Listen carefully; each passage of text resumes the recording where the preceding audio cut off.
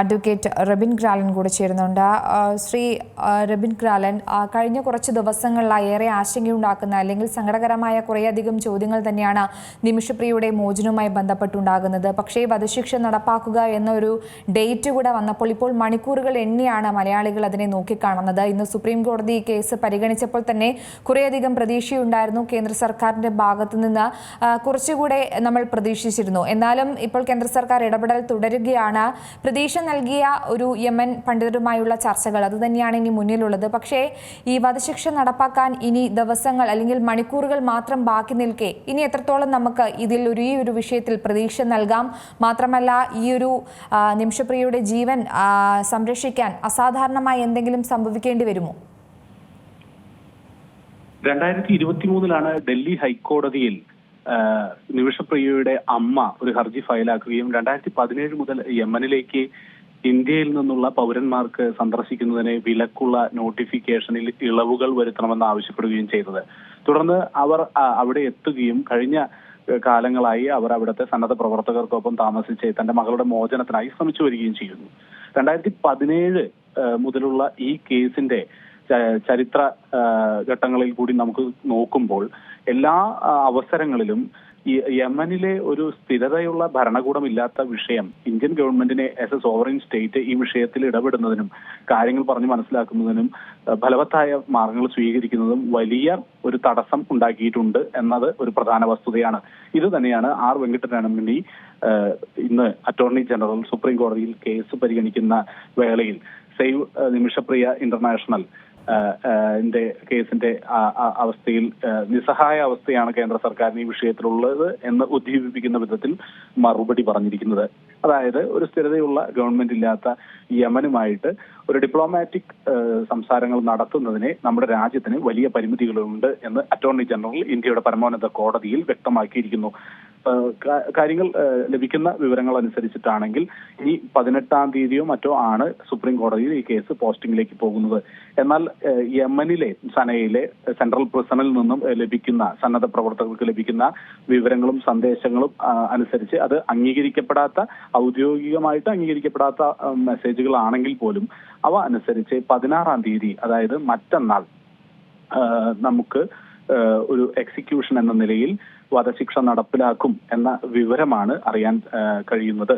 അതുകൊണ്ട് തന്നെ നിമിഷപ്രിയയുടെ ജീവൻ അപകടത്തിലാണ് എന്ന 48 മണിക്കൂറുകളാണ് ഇനി ഇന്ത്യൻ ഗവൺമെന്റിന്റെ മുമ്പിലും സേവ് നിമിഷപ്രിയ ആക്ഷൻ കൗൺസിലിന്റെ മുമ്പിലുമെല്ലാം ഉള്ളൂ. ഈ ഒരു അവസരത്തിൽ പരമോന്നത നീതിപീഠത്തിൽ ഈ കേസ് വന്നിട്ടും ഒരു സോവറിൻ സ്റ്റേറ്റ് എന്ന നിലയിൽ ഈ സ്ഥിരതയില്ലാത്ത ഭരണകൂടമുള്ള യമനുമായിട്ട് സംസർഗത്തിൽ ഏർപ്പെടാൻ സാധിക്കില്ല എന്ന് ഇന്ത്യൻ ഗവൺമെന്റ് നിലപാടെടുക്കുന്ന ഒരു അവസരം വരുന്നതുകൊണ്ട് മറ്റ് വഴികൾ രാജ്യത്തെ മത സാമുദായിക സംഘടനകൾ വഴിയും ചാരിറ്റി സംഘടനകൾ വഴിയും ഈ ദിയ പണം, ബ്ലഡ് മണി എത്തിക്കാനുള്ള അവസരം ഇപ്പോഴും നിലവിലുണ്ട്.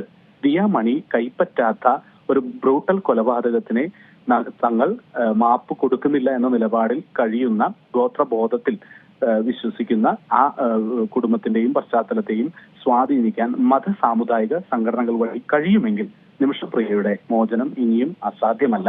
ആ ദിയ പണം ആ കുടുംബത്തെ കൊണ്ട് സ്വീകരിപ്പിക്കുക എന്നത് മാത്രമാണ് ഇനിയുള്ള 48 മണിക്കൂറിലെ ഏക പോംവഴി.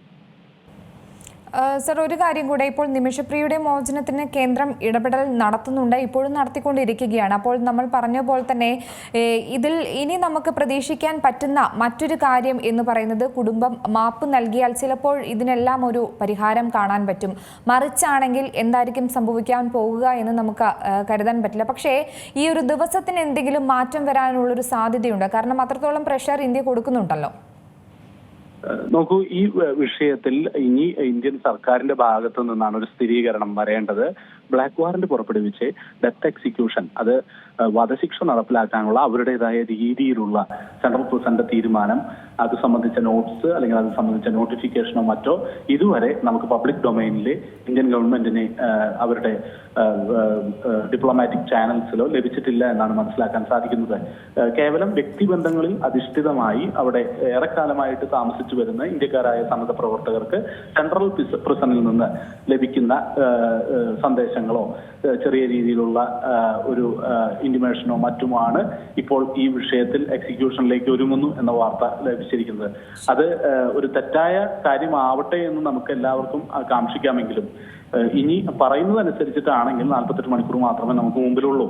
അതിൽ അധികം പണം ആ കുടുംബം സ്വീകരിക്കാതിരിക്കുകയും ഈ ഡെത്ത് എക്സിക്യൂഷന് തയ്യാറെടുക്കുകയും 16-ാം തീയതി നിശ്ചയിച്ചിരിക്കുകയും ചെയ്യുന്ന വാർത്ത ശരിയാണെങ്കിൽ, ഇത് വധശിക്ഷയിലേക്ക് കാര്യങ്ങൾ നീങ്ങുകയാണെങ്കിൽ സമൂഹ മനസാക്ഷിക്ക് 2025 ഈ നൂറ്റാണ്ടിൽ ഈ കാലഘട്ടത്തിൽ വധശിക്ഷ എന്ന ഒരു ബാർബറിക് രീതിയിലേക്ക് ഒരിക്കലും ഒരു വ്യക്തി അയാൾ കുറ്റം ചെയ്തിട്ടുള്ള ആളാണെങ്കിൽ പോലും റീഫോർമേഷൻ ആണ് വേണ്ടത് എന്നിരിക്കെ ഒരാളെ നിഗ്രഹിച്ചുകൊണ്ട് മറ്റൊരാളെ നിഗ്രഹിച്ചതിന് ഒരു ഉത്തരമാകില്ല എന്ന് ലോക മനസാക്ഷിക്ക് മുമ്പിൽ ഒരു ചോദ്യചിഹ്നം ഉയർത്തുന്ന അവസ്ഥയിലേക്ക് ഈ കാര്യങ്ങൾ പോകും.